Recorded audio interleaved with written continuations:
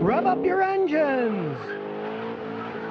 Today I'm going to answer Willie Z's question, who makes the best V6 engines these days? V6s really became popular in the last couple of decades because they're smaller than a V8, they'll fit in front-wheel drive vehicles easier, and with modern technology in both metallurgy and electronics, they can put out insane horsepower too. But sometimes that insane horsepower is just that, it's insane.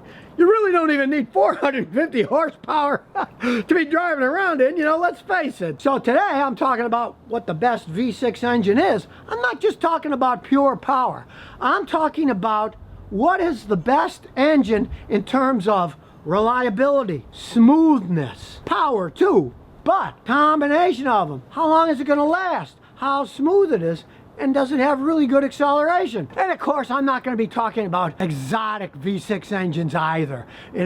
Porsche, even a while back, started using V6 engines instead of their Boxer 4s. They went to V6 in their SUVs that they were making. I'm not going to talk about any of those engines. They're too exotic. They're very expensive. They have lots of problems. I'm talking about cars that average people are going to drive, that they want to run great, last a long time, have good power, and get decent gas mileage. Now, over the course of time, the GM 3800 V6 engine was actually a really good engine. I know everybody says, oh, Scotty doesn't like GM. Well, those were actually good engines. Now, the vehicles that they were attached to often weren't all that great. The transmissions, especially the front-wheel drive ones, had a problem of burning out from the engine, had too much power for the weak transmission. But those 3800 were pretty reliable V6 engines. And Nissan has been making pretty reliable V6 engines for a while. Well, since Renault took over, the quality's been going but take like a 2002 Nissan Maxima. That Maxima V6, it put out 250 horsepower, which is 40 more than a 2002 Lexus 300. So really, they were pretty powerful engines, and they were relatively reliable. I had customers with them that got a lot of miles out of those Maxima V6s. Now, people are always asking me about Kias, saying, oh, our Kia's reliable cars. Well, yeah, originally, they were pretty puddle-jumpy cars that fell apart as you drove down the road. Now, they're better made than they were, but even so, their V6 engines have had problems over time. Originally, they were just basically Mitsubishi V6 engines. They took the design from them. A lot of the parts are totally interchangeable. So I am not a fan of Korean V6 engines. They can put out power, but over time, they don't hold up. A lot of them, especially the ones that had the Mitsubishi style engines in them, they were good for maybe 100,000 miles. Then the internals would start to come apart, and you'd have to rebuild them because they were just using cheap bearings, cheap piston rings. They were just making them too low quality. I saw some of those Kia V6 engines break down and just stop running at 45 or 50,000 miles, which is really kind of unheard of for any kind of Japanese car. They're known for reliability, but the Korean ones, not so much. Now, if we get to Ford, as I said, you can get a Raptor that's got a souped-up V6 that puts out 450 horsepower. Now, you have to realize that sometimes people go a little bit too far with these 6s. If you throw in gasoline direct injection, where you have thousands of PSI pressure from the fuel injectors, and twin turbochargers, that's going to strain any V6 engine quite a bit. And of course, over time, it's just going to wear out faster. There's always somewhat of a price to pay for power. If you want insane power, generally you're going to get worse gas mileage.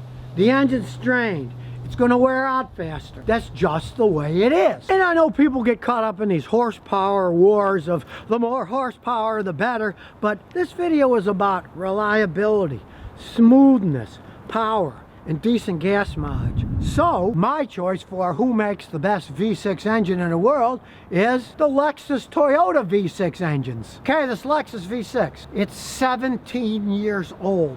The engine doesn't burn oil. It still runs smooth as silk. Has plenty of power, and at least on the highway, it gets decent gas mileage. I mean, it's an old car, but it still gets 29 miles a gallon on the highway. And though it's 17 years old, engine's never been touched. These things are made. I have had customers with 350,000 miles on these things, and they're still running strong. Now this is a 1MZFE engine. The modern Lexuses use what's called the 2GR engine, but it's the same V6 reliable, powerful engine. They've got a model with a supercharger on it that puts up to 400 horsepower. But as I said, you start pumping more things in them, the engine will wear out faster. They're plenty fast enough with the stock horsepower, really. You don't need to keep adding that to make them bigger and bigger and faster. If you want a nice car that's going to last a really long time, you can't beat that V6 engine in a normally aspirated situation. They're smooth running, they're long lasting, they get decent gas mileage. It's exactly what I think is the perfect V6 engine. Now me, I gotta say, I'm a 4-cylinder fan. They got plenty enough horsepower, get you around, get a little bit better gas mileage.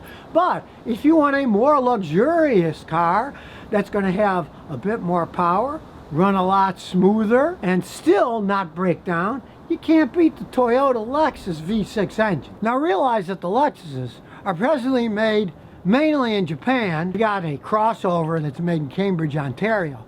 But I'm convinced that one of the reasons those Lexus engines are so good is because they have Japanese actually building them. They're really serious about building their engines in Japan. I've had Japanese motorcycles, I throttled the heck out of them, and they wouldn't blow up. They didn't burn oil. Every time you push the starter button, they'd start right up. I mean, they have quality. There is no arguing that. And sure, they're expensive cars, but hey, I bought that one used, $3,000, you know? You can always get used Lexuses because they can last so long. There's nothing wrong with buying a used one at a really good price because those engines are rock solid. I mean, the last thing in the world I'd advise anybody to buy would be a used Chrysler with a V6 engine. But getting a used Lexus, no big deal. I got customers doing that all the time. And as I tell my customers, if you're gonna get a Lexus, get a V6, don't get a V8. The V8s have more maintenance. They're hellacious to work on because of their designs. Designed so that when something breaks, even the starter, you got to take the intake manifold off. You can spend over $1,000 changing the starter, where with the V6 Lexus, it takes me like 15 minutes to change a starter. It's a nothing job. Sometimes a V8 is just overkill. You don't need that much. Like I said, with these modern designs, a V6 engine today can put out 4 times what a V8 engine put out a few decades ago. So there's plenty of power. Don't worry about not having enough power. So now you know who makes the best engines. Power, gas mileage, reliability, and smoothness. And since this is the Thursday segment where I answer a viewer's question, place your own question on the YouTube comments below, and I'll pick the best ones to make a single video to answer your questions. And where else can you find a guy with 50 years experience of fixing cars to answer your own question with a video? So if you never want to miss another one of my new car repair videos, remember to ring that bell.